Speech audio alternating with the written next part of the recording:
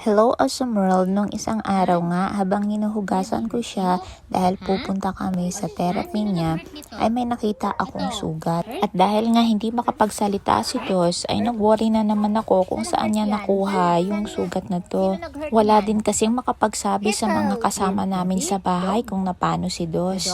Kaya lalo akong nag-worry at baka nakalmot siya ng aso namin dito. Kahit ako ay hirap na hirap kung sa paanong paraan ko siya tatanungin na maiintindihan niya. Sa ganitong mga pagkakataon, feeling ko talaga napaka-helpless ko lang maikwento ni Do sa akin kung ano ang nangyari sa kanya.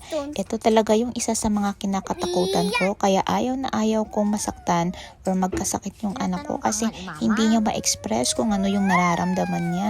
Hindi niya maikwento kung ano ang nangyari sa kanya. Halos mayat maya tinatanong ko siya baka may impormasyon akong makuha sa kanya kung saan niya nakuha yung sugat niya. Malakas talaga ang kutob ko na nakalmot siya ng aso namin base na rin sa mga sinabi ng mga kasama namin dito sa bahay sa nangyari sa buong maghapon. Dog? Dog ang nag-hurt?